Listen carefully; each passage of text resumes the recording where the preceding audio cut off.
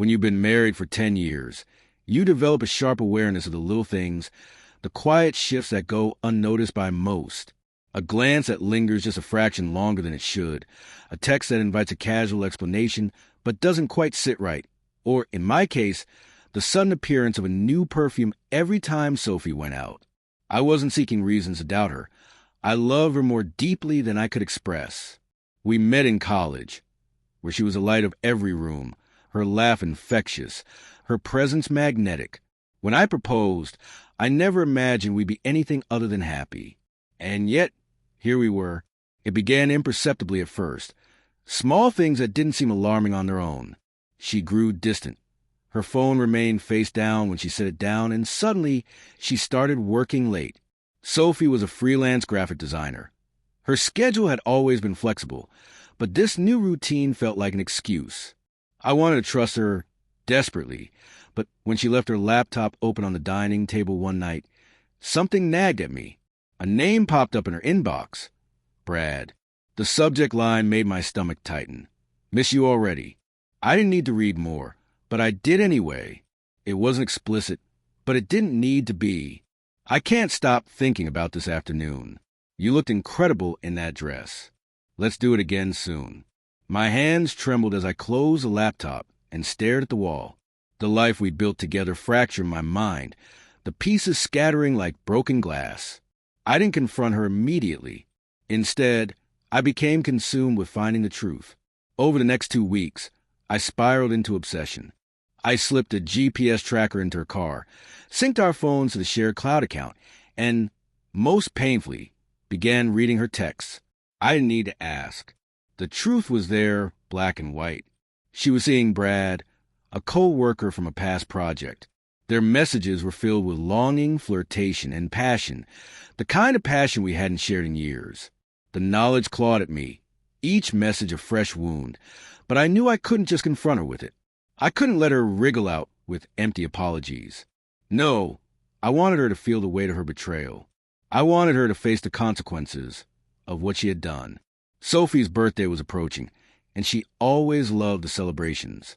Every year, without fail, I baked her favorite cake, a rich double-layered chocolate masterpiece, with raspberry filling and a smooth buttercream frosting. She always said no one made it like I did. This year, though, it wouldn't just be a cake. It would be a reckoning. I gathered my supplies, cake mix, frosting, food coloring in a steady hand.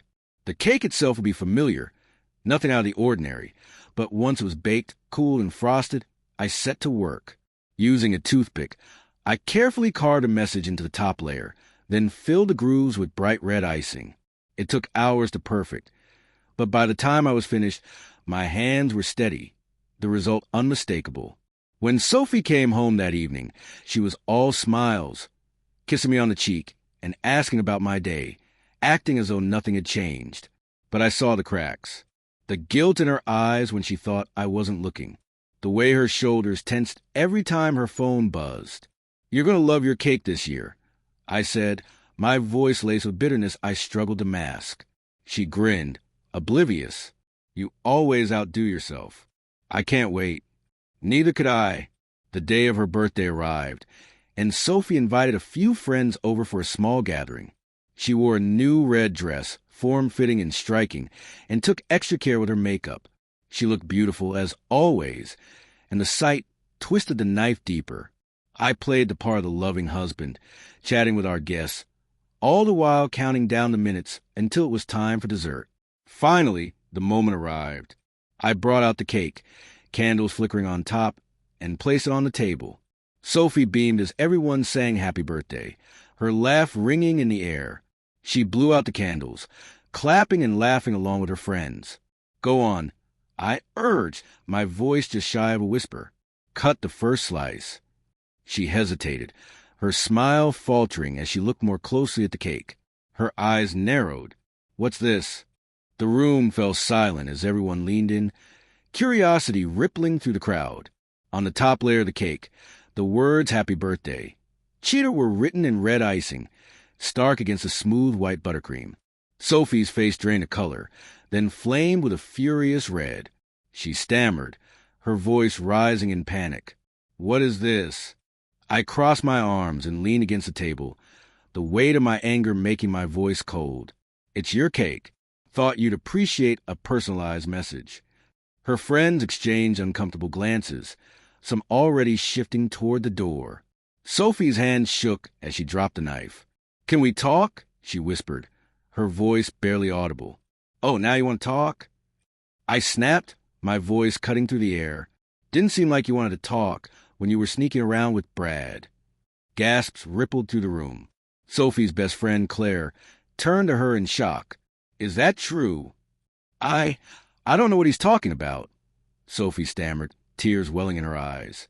Don't lie to me, I retorted, pulling out my phone. I have the texts, the emails, the GPS data. You think I didn't notice the new perfume you started wearing to go grocery shopping? Or that extra hour you took to get home from work? Sophie collapsed into a chair, her face buried in her hands. Please stop. But I wasn't done. The fallout was swift. After the guests filtered out, murmuring awkward goodbyes, Sophie tried to apologize. She cried, begged for forgiveness, and swore it was all a mistake, that it didn't mean anything. But I couldn't hear her over the deafening echo of my heartbreak. You killed us, I said, my voice icy, resolute. There's no coming back from this. I had already spoken to a lawyer. The divorce papers were ready and waiting in my bag. I handed them to her that night, leaving no room for negotiation. Sophie was stunned, pleading with me to reconsider. But I had made my decision. In the days and weeks that followed, Sophie moved out. I packed her things, leaving them on the porch for her to pick up. I changed the locks, updated my will, and erased every trace of her from the house. The pain didn't vanish overnight, but every day without her felt a little lighter, a little freer. It was the sweetest form of revenge. Months later, I heard through mutual friends that Brad had dumped her. She wanted more than an affair, but he wasn't interested. Sophie was living in a small apartment, struggling to rebuild her life. Why? Well, I was thriving. Therapy had helped me process a betrayal, and I threw myself into new routines, working out, picking up new hobbies, even dating again. The best revenge, they say, is living well. But for me, the best revenge was watching Sophie come to terms with the full weight of her mistakes. And every time I think back to that cake, I can't help but smile. Sometimes the icing truly is the sweetest part.